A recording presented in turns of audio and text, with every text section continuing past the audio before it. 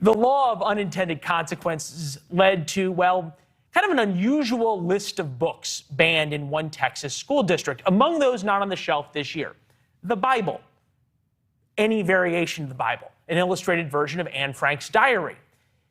Those two have some similarities.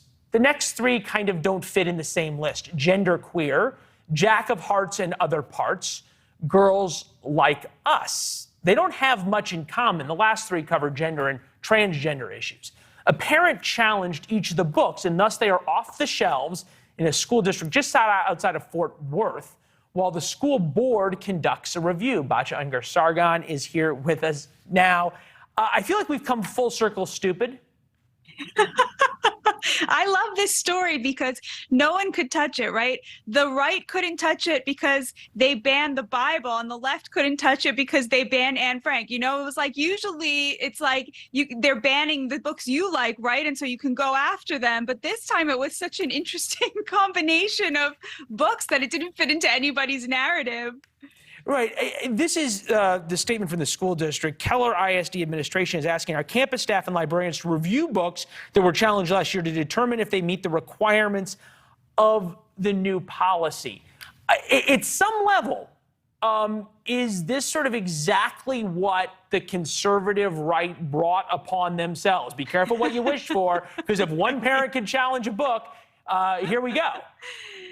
I mean, I kind of see both sides of it. Like, I mean, neither of us has kids, but I assume, you know, at some point, a parent wants to have the right to have some sort of say, right, about what is in the library of their middle school child. How far is too far, right? I mean, are we at the place where, you know, when a parent is saying you can't have the Bible in this, you know, public school library, have we gone too far? Or I don't know, maybe the lefties would like that. They would say, no, that's the First Amendment, right? You got to have that, you know, free exercise balanced by the, you know, the Establishment Clause, right?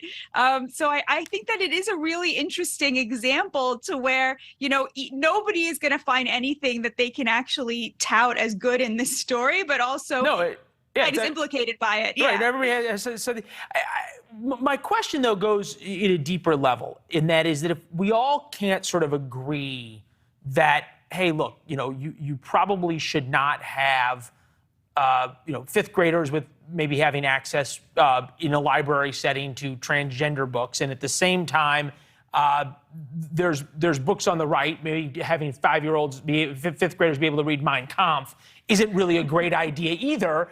If we kind of can't have the common understanding, then this is what we get, right? Definitely. Yeah. And I think it's just a question of, you know, maybe if they had it, you know, that 5 parents would have to have objected to a book to pull it, right? Because this is going to be a lot of work now for these municipalities, right? Every parent is going to object. I'm going to stop you real quick, just so we're clear on what we're watching. And sometimes it's good to remember where things lead. These were book burnings of the Nazi Party. It's not really book burnings of one thing, but it's each side now doing this. Are we going to have the pendulum that swings too far one way, too far the other? Is it going to slow down, or is it going to just keep accelerating and swinging too far in each direction even farther? I find this whole debate a little bit moot in the age of the internet, right? It's a little bit quaint, right? To be like, oh, I'm so upset that my child will not have access to this book in the library, right? When like literally the entire world is at their fingertips on their cell phones. So I think that it's sort of one of those cultural battles that gives each side a lot of, you know, airtime and stuff to talk about on cable news. But at the end of the day, kids are going to get their hands on this stuff. You know, of course, when I was a young man, I never looked for anything on the internet. I say that only because my parents are watching. Thank you. I know. Mom and Dad are there. There you go. It's good to see you. Thank you. Thanks, Leland. All right. Thanks for watching. Go to newsnationnow.com to find NewsNation on your television provider. And don't forget to subscribe. Click the red button to get more of NewsNation's fact-driven, unbiased coverage.